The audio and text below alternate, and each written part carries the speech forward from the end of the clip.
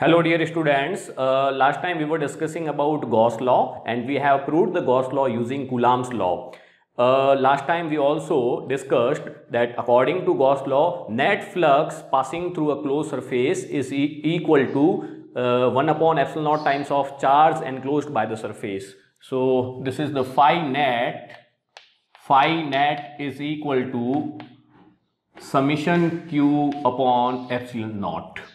अब देखिए इसके अंदर एक सबसे इंपॉर्टेंट ये है कि कोई भी अगर आपकी क्लोज सरफेस है उससे एनक्लोज्ड अगर चार्ज आपका जीरो है, suppose if summation q is equal to zero, it means charge enclosed by the close surface is zero. In that case this phi net would be equal to the value of summation q is zero and it becomes zero, or we can say phi net would be equal to zero. This is very important concept.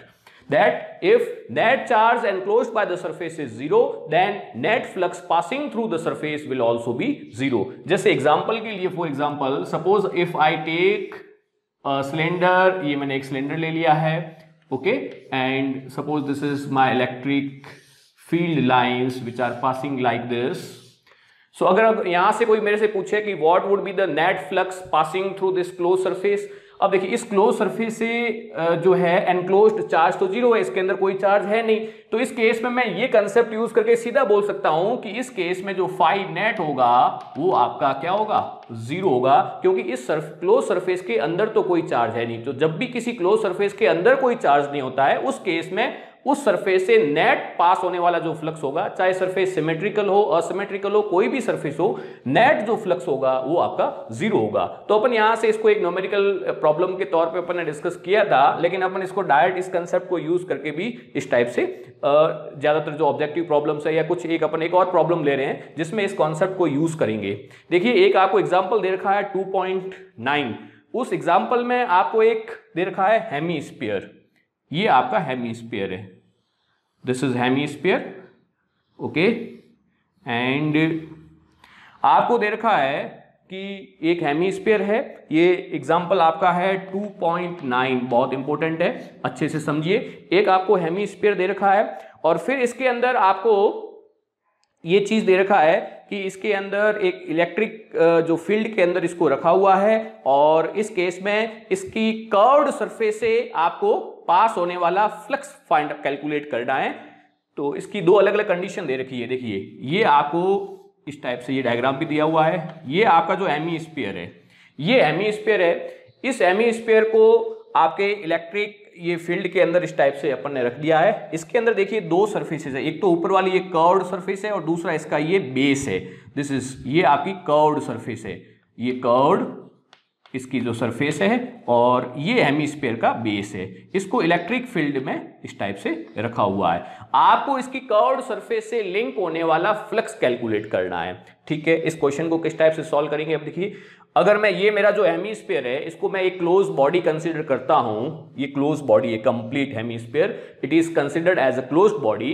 तो उस case में मैं लिख सकता हूं कि phi net would be equal to zero for this closed body, because इसके अंदर कोई चार्ज तो एनक्लोज है नहीं, और जब किसी क्लोज सरफेस के अंदर कोई चार्ज एनक्लोज नहीं होता है तो उससे पास होने वाला जो नेट फ्लक्स होगा वो क्या होगा, जीरो होगा. ये जो फाई नेट है ये दो चीजों से, एक तो आपकी कर्व्ड सरफेस से पास होने वाला फ्लक्स प्लस इसके बेस से पास होने वाला फ्लक्स. तो फाई नेट को मैं लिख सकता हूं, और phi this is curved surface plus phi through base would be equal to net flux, मतलब दो जो आपकी कर्व्ड सरफेस से पास हो रहा है एज वेल एज जो बेस से पास हो रहा है, ये टोटल दोनों मिला के आपका नेट. तो phi C is equal to phi B is equal to zero. मुझे कैलकुलेट क्या करना है, मुझे इसमें कैलकुलेट करना है कि भाई कर्व्ड सरफेस से कितना फ्लक्स लिंक हो रहा है. देखिए इसमें इसको अपन किस टाइप से सॉल्व करेंगे. ये आपका जो हेमीस्फीयर है, अगर सबसे पहले मैं इसकी बेस जो है उस बेस से लिंक होने वाला अगर फ्लक्स कैलकुलेट करना चाहता हूं, वो तो मैं बहुत इजीली कर सकता हूं. देखिए बेस के लिए अगर अपन एरिया वेक्टर देखेंगे, एरिया वेक्टर हमेशा उसके प्लेन के परपेंडिकुलर है, तो ये एरिया वेक्टर की डायरेक्शन ये हो जाएगी. This is the direction of area vector for what, for base only. ठीक, और ये इलेक्ट्रिक फील्ड की आपकी डायरेक्शन है. तो यहां पे ई और ये जो इसके डीएस के बीच का जो एंगल है वो 90 डिग्री है, यानी इस बेस से तो कोई फ्लक्स लिंक नहीं होगा, यानी फाई बी की जो वैल्यू होगी वो क्या होगी, जीरो होगी. Since E and DS are perpendicular for base, therefore phi b would be equal to 0। इस केस में बेस से लिंक होने वाला फ्लक्स आपका 0 होगा। तो फ्रॉम यहां से अपन देख सकते हैं, ये सपोज इक्वेशन नंबर 1, तो फ्रॉम इक्वेशन 1 आप phi c की जगह मैं phi c लिख रहा हूं, प्लस phi b की जो वैल्यू है वो मेरे पास 0 आ चुकी है, is equal to 0 and phi c would be equal to 0, यानी कर्व्ड सरफेस से पास होने वाला फ्लक्स भी क्या होगा, 0 होगा। तो देखिए ये जो कॉन्सेप्ट है, इस कॉन्सेप्ट को यूज करके ये एग्जांपल आपका 2.9 था, और इस 2.9 एग्जांपल के अंदर कर्व्ड सरफेस से लिंक होने वाला आपको फ्लक्स कैलकुलेट करना था। मैंने नेट फ्लक्स 0 है और नेट फ्लक्स दो फ्लक्स से मिलकर बना है, जो कर्व्ड सरफेस से लिंक हो रहा है और दूसरा बेस से लिंक हो रहा है। बेस से लिंक होने वाला फ्लक्स मैंने इजीली कैलकुलेट कर लिया है, ds और e की डायरेक्शन एक दूसरे के परपेंडिकुलर है, और वहां से मुझे फाई, ये जो कर्व्ड सरफेस से लिंक होने वाला फ्लक्स। इसके अंदर एक और केस दे रखा है इसी एग्जांपल के अंदर, उसमें आपको हेमीस्फीयर कुछ इस टाइप से रखा हुआ है, this is my hemisphere, okay, and direction of electric field is like this, this is the direction of electric field, ये हेमीस्फीयर है। इसमें बेस की जो आपको रेडियस भी दे रखी है, radius of this base is capital R। इस केस में भी आपको ये जो कर्व्ड सरफेस है, इस कर्व्ड सरफेस से लिंक होने वाला फ्लक्स कैलकुलेट करना है। वही सेम कंसेप्ट, अगर मैं इस हेमीस्फीयर को एक क्लोज्ड सरफेस कंसीडर करता हूं, तो इससे लिंक होने वाला जो नेट फ्लक्स होगा phi net, that would be equal to 0 because no charge is enclosed by this closed surface, and this phi net it consist of flux linked with this curved surface plus flux linked with base, and this is equal to 0। ठीक, अब phi b अपन यहां से easily calculate कर सकते हैं, क्योंकि यहां पे e और ds की मुझे इजीली डायरेक्शन, देखिए ds की direction normal outwards, this is the direction of ds and this is the direction of what, e। इस केस में बेस के लिए अगर अपन देखें तो आपका E और DS एक दूसरे के एंटी पैरेलल है, यानी उनके बीच का जो एंगल है वो क्या है, 180 डिग्री है। तो अपन इसको कैलकुलेट कर सकते हैं, फाई बी को अलग से कैलकुलेट करते हैं, phi B is equal to, this would be equal to what, E dot DS, okay, और phi B is equal to, this is E ds cos 180 degree, this is the value of, ये आपका इसके लिए value होगी। इसके लिए अपन ये integration phi B is equal to E dot ds, यहां से अपन कैलकुलेट कर सकते हैं फाई बी की वैल्यू, और phi B is equal to this, ये cos 180 की वैल्यू -1 होती है, ये e आपको कांस्टेंट है, इसको मैंने बाहर ले लिया, तो -e integration ds, and integration of ds means ये सारे के सारे एरिया, इसके अंदर छोटे छोटे एरिया एलिमेंट को अगर करेंगे, ऐड करेंगे, तो उस केस में ये जो बेस है, उस बेस का जो एरिया आ जाएगा, और बेस आपका सर्कुलर है जिसकी रेडियस r है, तो उसका जो एरिया होगा वो पाई r स्क्वायर होगा, यानी समीशन ऑफ ds या integration of ds pi r square होगा। और I can write phi B is equal to -e into pi r square, यहां से मुझे फाई बी की वैल्यू मिल गई। ठीक, अगर ये मेरी इक्वेशन नंबर फर्स्ट है, तो from equation number 1 I can write value of phi C unknown है मेरे लिए, और फाई बी की वैल्यू है -e into pi R square, and this is equal to 0, और यहां से मिल जाएगा ये -e into pi R square को अगर ट्रांसफर कर दिया तो ये हो जाएगा e into pi R square, ये फाई सी की वैल्यू आपको मिल गई।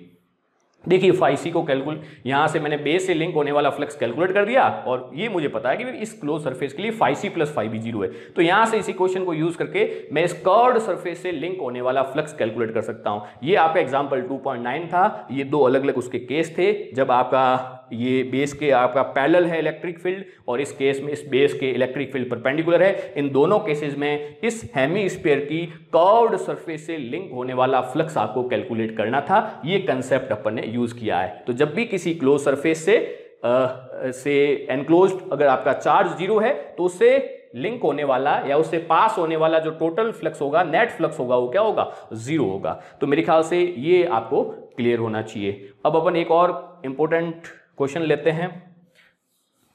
न्यूमेरिकल्स जितना अपन साथ साथ में करेंगे तो अपने को कंसेप्ट की क्लैरिटी उतनी ही अच्छी होगी, तो ये बहुत ज़रूरी है कि हम कंसेप्ट को बहुत अच्छे से समझें, उसकी फील लें। एक और प्रॉब्लम अपन डिस्कस कर रहे हैं, ये बहुत इंपॉर्टेंट प्रॉब्लम है, और ये आपको दे रखी है आपके क्वेश्चन नंबर, ये आपका ऑब्जेक्टिव का 10 है, क्वेश्चन नंबर 10। उसके अंदर आपको डायग्राम भी दे रखा है क्वेश्चन नंबर 10, ये ऑब्जेक्टिव के अंदर सेकंड चैप्टर के अंदर। A square is placed in uniform electric field E parallel to the horizontal such that plane of square makes an angle 30 degree with the field. देखिए यहाँ पे आपको एक स्क्वायर दे रखा है, ये स्क्वायर है, दिस इज माय स्क्वायर, और ये इसका ये प्लेन है, इसके प्लेन में ये प्लेन जो है इसमें ही आपका ये इलेक्ट्रिक फील्ड है, और ये जो इलेक्ट्रिक फील्ड की जो डायरेक्शन है ये बेसिकली ये 30 डिग्री के एंगल पे है, इसी प्लेन के अंदर इलेक्ट्रिक फील्ड है आपका E। If side of square is A, इसकी जो साइड है वो आपको A दे रखी है, तो what then flux through the square will be, इसमें 4 ऑप्शन दे रखे हैं, 4 ऑप्शंस जो आपको यहाँ पे दे रखे हैं, साइड A दे रखी है, आपको इससे पास होने वाला फ्लक्स कैलकुलेट करना है। अब देखिए E आपका ये इलेक्ट्रिक फील्ड आपका E है, वही आप कॉन्सेप्ट लगाते हो E डॉट S या E A cos थीटा।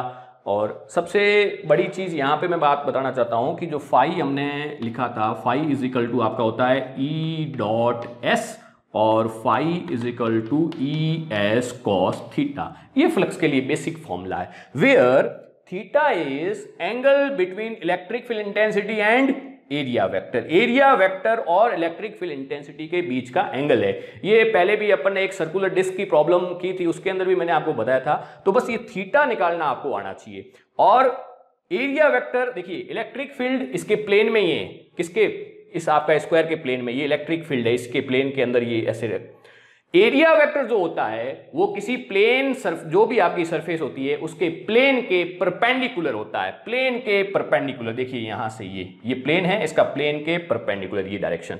ये इस केस में अगर अपन देखें तो ये इसका प्लेन है, ये प्लेन के परपेंडिकुलर, और ये आपकी E की डायरेक्शन। इस केस में अपन इजीली देख सकते हैं कि ये जो एरिया वेक्टर है और ये इलेक्ट्रिक फील्ड है, इनके बीच का जो ये एंगल होगा वो 90 डिग्री होगा। ये प्लेन है, ठीक है, आपकी लाइन भले ऐसे हो या कैसे भी हो, अब इस केस में भी क्या है, ये 90 डिग्री है। लाइन अगर ऐसे ड्रॉ कर दूं और अब इसको रखूं तो इस लाइन और इसके आपका ये जो मैंने ये लिखा है, ये यहाँ पे इसके बीच का एंगल भी 90 होगा, इसके और इसके बीच का भी 90 होगा, क्योंकि ये जिस प्लेन में है उसके ये परपेंडिकुलर है।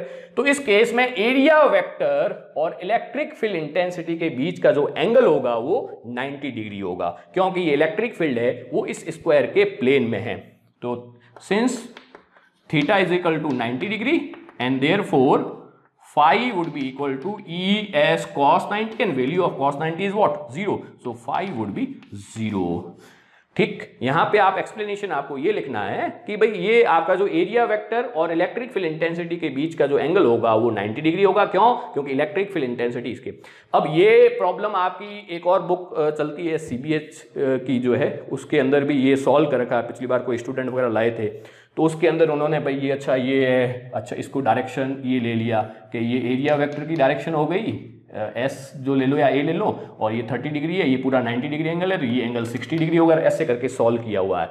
इट्स रॉन्ग, उन्होंने ये 60 डिग्री एंगल लेके और ऐसे सॉल्व किया है। ES cos 60, S की वैल्यू इस स्क्वायर के लिए लिख दी, और ये आपका EA स्क्वायर और cos जो आपका 60 है, इसकी वैल्यू मान लीजिए ये 1/2 अपन, ये रॉन्ग है, दिस इज रॉन्ग। ये ऐसे बुक के अंदर भी एक बुक है CBH की जो चलती है टॉपर्स चॉइस, उसमें ऐसे सॉल्व कर रखा है। तो ये कोई इसके प्लेन में थोड़ी होगा, जिस प्लेन में ये उसके प्लेन में ये एरिया वेक्टर थोड़ी होगा, एरिया वेक्टर तो प्लेन के परपेंडिकुलर होगा। तो ये एक जो सॉल्यूशन भी दिया हुआ है बुक के अंदर भी, उसके अंदर भी गलत सॉल्यूशन दिया हुआ है। पिछली बार कुछ स्टूडेंट लाए थे कि सर इसमें तो ऐसा दे रखा है। तो सबसे जरूरी चीज़ है कि हम कंसेप्ट को अच्छे से समझें। अगर हमारे कंसेप्ट क्लियर होंगे तो हमें कोई दिक्कत आएगी नहीं, और कंसेप्ट नहीं है तो कहीं सॉल्यूशन होगा तो भी अपन दिमाग उस सॉल्यूशन की जैसे चला। इसलिए प्लीज़ ज़्यादा से ज़्यादा अपने कॉन्सेप्ट को यूज़ करके न्यूमेरिकल प्रॉब्लम्स को सॉल्व कीजिए ताकि कोई दिक्कत नहीं आए। ठीक, तो इसका जो आंसर होगा वो आपका 0 होगा। एक और न्यूमेरिकल प्रॉब्लम अपन ले रहे हैं, बहुत इंपॉर्टेंट है, बहुत अच्छी है। क्वेश्चन नंबर आपका फर्स्ट को अपन डिस्कस कर रहे हैं। न्यूमेरिकल जो आपकी एक्सरसाइज दे रखी है न्यूमेरिकल प्रॉब्लम्स की, उसमें question number first, in a close surface flux entering and leaving out from a surface are 400 and 800। Enter करने वाला फ्लक्स आपको दे रखा है फाई इन की जो वैल्यू है वो आपको दे रखी है 400 न्यूटन मीटर स्क्वायर पर कूलम। देखिए, जो भी आपका इनगोइंग फ्लक्स होगा, इनवर्स फ्लक्स होगा, वो हमेशा आपका नेगेटिव होता है। ये पहले और क्यों होता है वो भी मैंने बहुत अच्छे से आपको एक्सप्लेन कर लिया था। और फाई जो आउटगोइंग होता है वो हमेशा आपका पॉजिटिव होता है, और फाई आउटगोइंग की जो वैल्यू आपको दे रखी है वो 800 न्यूटन इंटू, ठीक है, ये हमेशा नेगेटिव होता है। इसका क्या रीजन है वो मैं पिछले लेक्चर में आपको बहुत अच्छे से बता चुका हूं। What would be the charge enclosed by the surface, charge enclose summation Q निकालना है। तो बस गॉस लॉ यूज करना है इसमें। जो फाई नेट होता है, फाई नेट क्या होगा आपका, फाई जितना कितना अंदर आ रहा है कितना बाहर आ रहा है। देखिए इसमें आपको ऐसे नहीं करना है भैया 800 में आप 400 माइनस कर रहे हैं, ऐसे नहीं निकालना है। आप जो भी ये विद प्लस माइनस साइन अगर आपने लिख दिया है तो अब टोटल ऐड कर लीजिए, समीशन कर लीजिए आपका। ये एज ए स्केलर क्वांटिटी, इतना नेगेटिव है इतना पॉजिटिव है तो सबको टोटल कर दीजिए, तो ये आपका टोटल या नेट फ्लक्स आ जाएगा। ठीक, तो ये फाई नेट की जो वैल्यू होगी, फाई इन ये -400 और फाई आउट ये आपका 800, तो फाई नेट की जो वैल्यू होगी यहाँ पे आपकी आएगी 400 न्यूटन इंटू मीटर स्क्वायर पर कूलम। ठीक, समीशन क्यू कैलकुलेट करना है according to Gauss law, according to Gauss law. Gauss law को यहाँ पे अपन यूज लेंगे कि फाई जो नेट होता है that is equal to summation Q upon epsilon naught, और समीशन जो क्यू होगा that would be equal to phi net into epsilon naught. Phi net की जो वैल्यू है वो आपको यहाँ पे 400 है, और इंटू एप्सिलॉन नॉट की जो वैल्यू होती है वो 8.85 इंटू 10⁻⁻12, यहाँ से समीशन क्यू आपका आ जाएगा।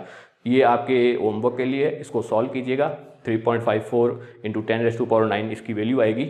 तो ये आप घर पे इसको आगे सॉल्व करके, तो यहाँ पे Q की जो वैल्यू है ये charge enclose by the close surface आ जाएगा, ध्यान रखना। तो जो भी है इसमें टोटल फ्लक्स कैलकुलेट करना है, इनकमिंग होता है उसको नेगेटिव लेना, आउटगोइंग को पॉजिटिव लेना और सबको प्लस करके समीशन करके टोटल निकालना है। ठीक, एक और प्रॉब्लम अपन ले रहे हैं, ये क्वेश्चन नंबर 3। ये अपने आप में बहुत अच्छा क्वेश्चन है, बहुत इंपॉर्टेंट क्वेश्चन है, कंसेप्चुअल क्वेश्चन है। Question number 3, calculate the total electric flux and flux related to each face of a cube of size A when charge Q is placed at center of cube and a plane of cube। यहाँ पे आपको ये बहुत अच्छा numerical problem है। इसके अंदर ये क्वेश्चन नंबर जो 3 है उसको अपन डिस्कस कर रहे हैं, अलग अलग केसेस है। ये आपका एक क्यूब है, okay, this is our cube, ये मेरा क्यूब है और इसकी साइड है वो आपको ए दे रखी है। ठीक, इस केस में आपको इसके सेंटर पे एक चार्ज क्यू रखा हुआ है। केस नंबर 1 आपको कैलकुलेट क्या क्या करना है, एक तो टोटल फ्लक्स, और दूसरा आपको सेकंड पॉइंट कैलकुलेट इसमें करना है फ्लक्स थ्रू ईच फेस, हर एक फेस से कितना फ्लक्स आपका पास होगा, और टोटल फ्लक्स इस पूरी क्लोज सरफेस से कितना पास होगा। इसमें केस फर्स्ट जो है वो चार्ज कहां पे रखा हुआ है, चार्ज इज प्लेस्ड, चार्ज आपको क्यू दे रखा है, charge Q is placed at centre of cube, cube के सेंटर पे रखा हुआ है। अब क्यूब के अगर सेंटर पे ये क्यू चार्ज रख दिया अपन ने, ठीक, अब ये इसके सेंटर पे है, ये पूरी की पूरी सिमेट्रिकल है एक आपकी, तो जो आपकी क्लोज सरफेस है, और क्लोज सरफेस के लिए अपन जो है टोटल फ्लक्स अगर कैलकुलेट करना चाहते हैं तो according to Gauss law phi यहाँ पे टोटल या फाई नेट ये होता है summation Q upon epsilon naught, और समीशन क्यू की वैल्यू यानी charge enclose by this surface Q है, तो फाई जो टोटल होगा वो आपके पास होगा क्यू अपॉन एप्सिलॉन नॉट, तो ये तो आपका आ जाएगा फाई टोटल। अब देखिए ये सेंटर से जो टोटल जो फ्लक्स पास हो रहा है वो आपका क्यू अपॉन एप्सिलॉन नॉट, वो सभी सारी डायरेक्शंस में होगा, ऊपर नीचे, ये इलेक्ट्रिक फील्ड लाइंस ऐसे भी पास होगी, ऐसे भी जाएगी, इस टाइप से जाएगी। तो टोटल नंबर ऑफ फेसेस कितने हैं, 6 फेसेस, और ये सेंटर पे रखा हुआ है, सिमेट्रिकल है, हर एक फेस से इक्वल अमाउंट का जो फ्लक्स पास होगा। तो टोटल अगर मेरे पास क्यू अपॉन एप्सिलॉन नॉट है, टोटल 6 फेसेस है, तो हर एक फेस से कितना होगा 1 बाई टोटल का 6th पार्ट, तो फ्लक्स थ्रू ईच फेस, ये 5 फेस, ये होगा 1/6 ऑफ 5 टोटल का 1/6 पार्ट होगा, तो 5 face is equal to total है आपको क्यू अपॉन एप्सिलॉन नॉट, तो ये हर एक फेस से इतना जो है 1/6 आपका पास होगा, इसमें कोई दिक्कत नहीं है। इसका एक और सेकंड केस दे रखा है, उसको अपन देखते हैं कि इसका सेकंड केस क्या दे रखा है, वो बहुत इंपॉर्टेंट है।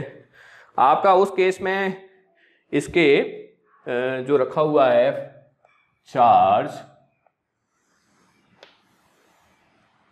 केस नंबर सेकंड देख रहे हैं, ये अच्छा है, इंपॉर्टेंट है।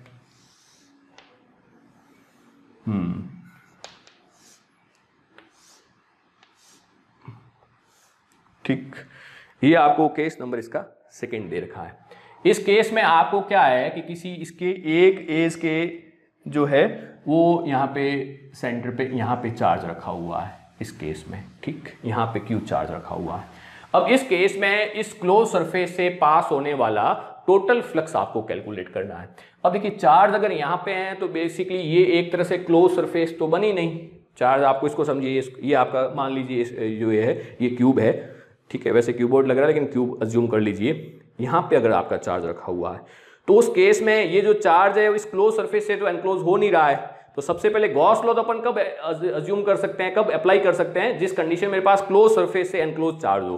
तो इसके लिए मुझे एक क्लोज सरफेस अज्यूम करनी पड़ेगी। इसको क्लोज सरफेस में कैसे बना सकता हूं, देखिए ये यहाँ पे एक सेंटर पे रखा हुआ है, ठीक, इसके साइड में मान लीजिए कि ये इस टाइप से मैंने ये बॉक्स रख दिया, इसको ऐसे समझिए, ये अब यहाँ पे आ जाएगा ये सेंटर पे, ये बाकी वाली तो मैं एक अज्यूम कर रहा हूँ, ठीक है, ये यहाँ पे रखा हुआ, एक इधर है, एक इसके ऊपर और एक इसके ऊपर। तो ये आपकी जो है चार, अगर ये यहाँ पे इस टाइप से अगर क्यूब आप रख दोगे, बाकी तीन को अज्यूम कर रहे हैं, तो उस केस में ये जो चार्ज है वो सेंटर पे आ जाएगा चारों के, ठीक है। और टोटल जो फ्लक्स होगा इस क्लोज सरफेस से होगा Q अपॉन एप्सिलॉन नॉट, लेकिन हर एक जो आपकी ये क्यूब है उससे पास होने वाला जो होगा वो टोटल का 4th टाइम्स होगा, क्योंकि चारों से इतना पास हो रहा है। इसको अपन इस टाइप से यहाँ पे ड्रॉ भी कर सकते हैं। आप इसको ऐसे समझिए कि या तो इसको यहाँ पे किसी एक पे भी आप यहाँ पे भी रख सकते हैं, या यहाँ पे किसी भी एक कॉर्नर जो आपका एज है उसके सेंटर पे रख सकते हैं। तो यहाँ से आपका देखिए ये, इसको मैं अभी यहाँ पे ड्रॉ कर रहा हूँ, ठीक है, और इसके ऊपर भी आप एक ड्रॉ कर लीजिए, यहाँ जगह थोड़ा स्पेस कम है, ठीक है, यहाँ पे एक इसके ऊपर भी ड्रॉ कर लेंगे, तो टोटल यहाँ पे आपके चार, इसके ऊपर भी एक ड्रॉ कर लीजिए, इसके ऊपर भी एक ड्रॉ कर लीजिए। तो ये जो क्यूब बन जाएगा ये इन चारों क्यूब के सेंटर पे हो जाएगा, ये एक क्लोज सरफेस अब बन जाएगी। अब इस क्लोज सरफेस से पास होने वाला जो टोटल फ्लक्स होगा फाई जो है वो क्या रहेगा, Q अपॉन एप्सिलॉन नॉट, ठीक। बाकी तीन तो अपनी इमेज ये चारों से ही पास हो रहा है, अपने को केवल इस आपकी एक गिवन जो आपकी क्लोज सरफेस है उससे पास होने वाला, इस गिवन क्यूब से पास होने वाला फ्लक्स कैलकुलेट करना है। तो चारों से अगर Q अपॉन एप्सिलॉन नॉट हो रहा है तो एक गिवन से जो पास होने वाला जो फ्लक्स होगा वो फाई जो टोटल होगा that would be equal to 1/4 Q upon epsilon naught. ये आपको किसी एक से पास होगा, ठीक। तो एक बात आपको ये यहाँ पे ध्यान में रखनी है, बहुत इंपॉर्टेंट है।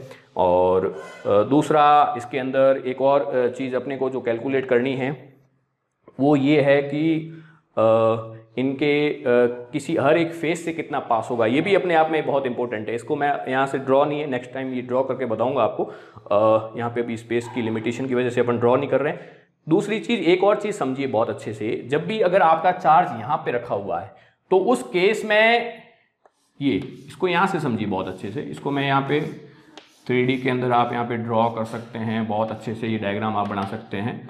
इसके ऊपर एक क्यूब बना दीजिए, इसके साइड में बना दीजिए, और इसके ऊपर ये एक चारों क्यूब का एक इस टाइप से बना लीजिए, इसके सेंटर पे ये क्यूब रख सकते हैं।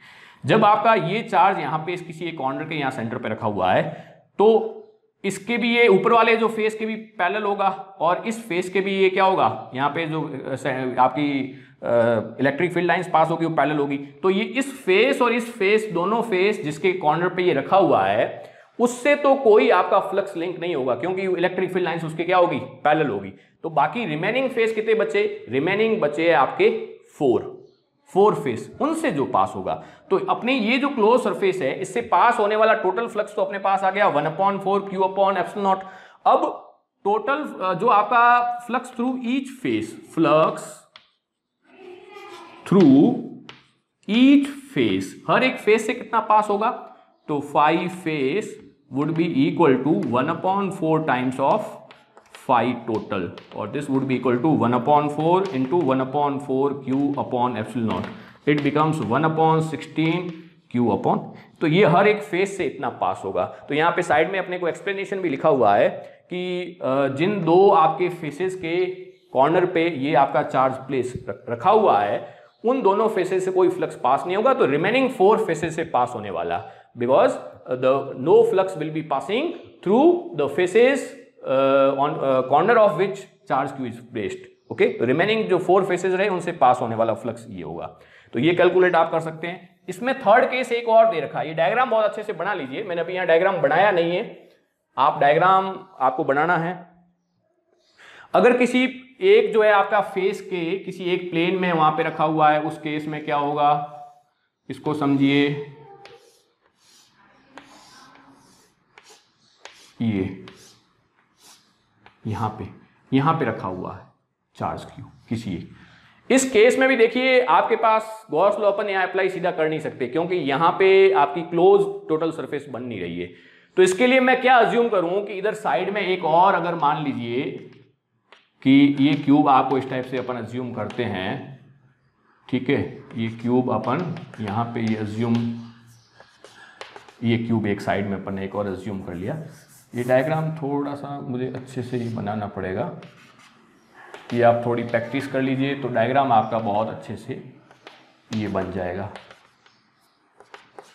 ठीक है, ये साइड में एक और क्यूब अपन अज्यूम कर लिया। अब देखिए ये बिल्कुल सिमेट्रिकल पोजीशन में आ गया है, दोनों आपके इन क्यूब के ये सेंटर पे यहाँ पे आ गया है। इस केस में अब आपको ऊपर कोई और नीचे और कोई अज्यूम करने की जरूरत नहीं, यहाँ एक आपके ये बिल्कुल ये सेंटर में आ गया और एक सिमेट्रिकल क्लोज सरफेस बन गई है। अब इस क्लोज सरफेस से पास होने वाला जो फ्लक्स होगा वो फाई कितना होगा, that would be equal to Q upon epsilon not.